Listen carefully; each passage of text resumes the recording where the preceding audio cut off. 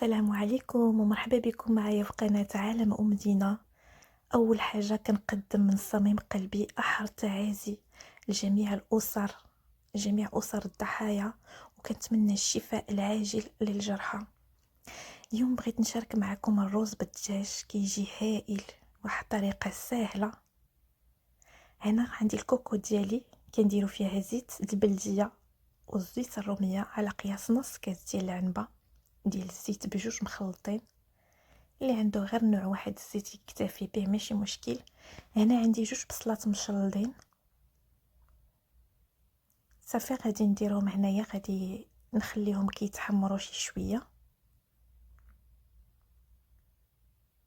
حتى كياخذوا هذاك اللون الذهبي ديالهم. صافي هادوك الطريفات ديال الدجاج راني صايبتهم، رقدتهم في الحامض وملحه، من بعد حكيتهم قبل حكيتهم الملحه، من بعد رقدتهم في الحامض، ومن بعد غسلتهم قطرتهم صافي باش نرميهم في الكوكوط ديالي.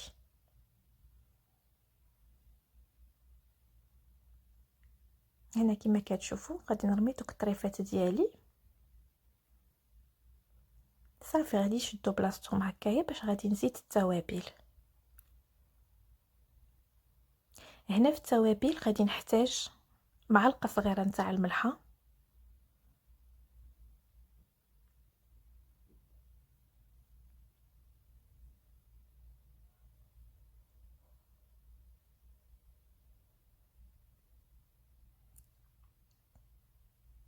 غادي نزيد عليها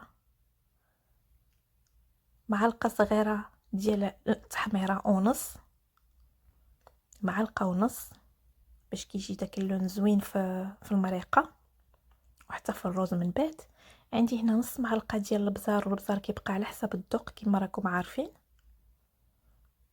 هنا عندي نص معلقه ديال السكينجبير،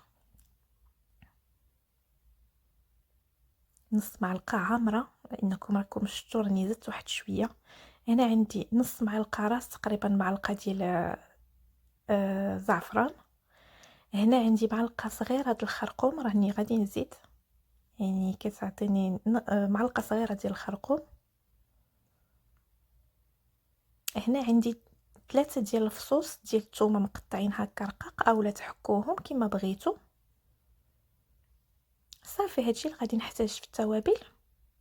صافي غادي نحرك الدجاج ديالي حتى يدخلوا هذوك التوابل مزيان مع البصله والزيت.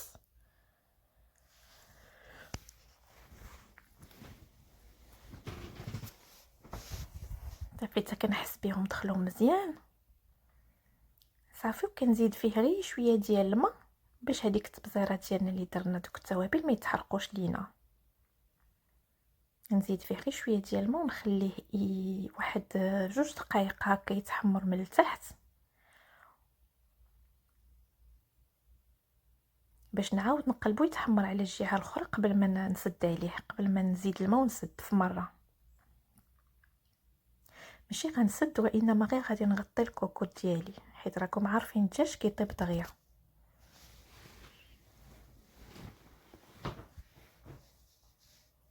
صافي هنايا بدقيقه راه دازت، غادي نقلب الدجاجه ديالي عاوتاني على الجهه الاخرى. هاد المرحله مهمه بزاف باش الدجاج كياخذ هذيك البنه ديال التوابل. ضروري ما تحمروا هكايا مع البصيله والتوابل قبل ما تزيدوا الماء على 2 جهات.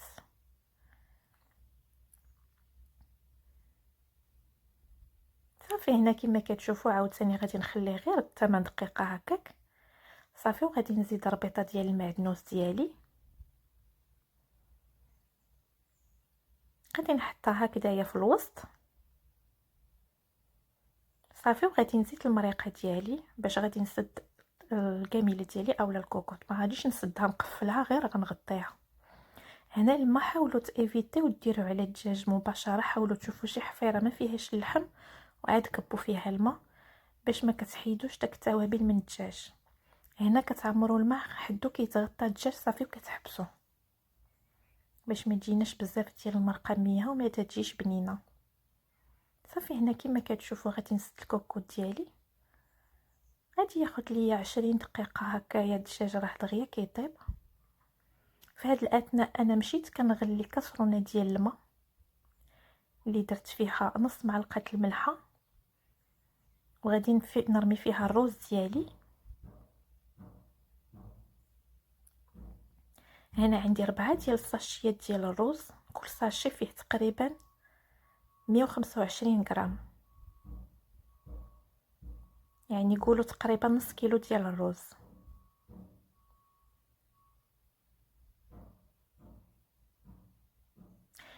صافي هنايا الروز الماء راه طبخ الروز 10 ديال الدقائق، ما تفوتوهاش. اغلب اشكال ديال الروز كياخذوا غير 10 دقائق ديال الطياب باش ما يجيكمش معجن. هنا كما كتشوفوا حليت على الكوكو ديالي، الدجاج راه طاب. غادي ناخذ هذاك لو مول اللي غادي ندخل الفران باش غادي نحمر هذوك الطريفات ديال الدجاج. الفران ديالي عفوا الفران ديالي غادي نديرو على حساب باش غير يحمر ماشي باش يطيب. الا عندكم هذيك لوبسيون ديال لا غريل ديروا هذيك لا غريل صافي، وديروه يتحمر على جوج جهات، كتخليوه حتى كتشوفوه تحمر، كتعاودوا تقلبوه على الجهه الاخرى باش يتحمر من الاطراف بجوج.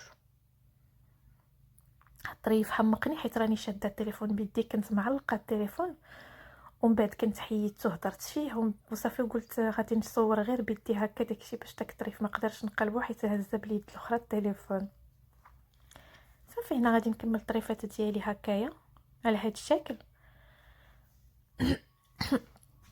باش غادي ندخلهم يتحمروا. من بعد ما غندهنهم بطبيعه الحال بالزبده، ولا عندكم لا موطاد كما كنقول لكم ديما، وشويه ديال الهريسه، راه كتجي رائعه مع الزبده.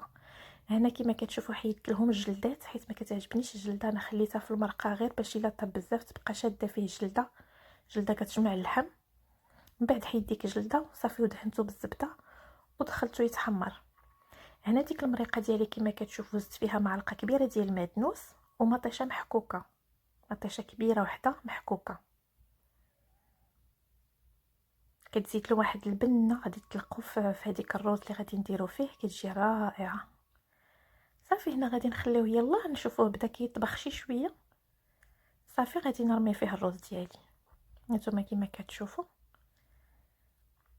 غادي نزيد نرمي معاه الروز ديالي وغادي نخليه غير بحال هكا 5 دقائق. نتا الروز ديالي كما كتشوفوا حبه على حبه، ما معجن ما حتى شي حاجه. صافي غادي ندير الكميه ديالي كامله ديال الروز اللي سلقت.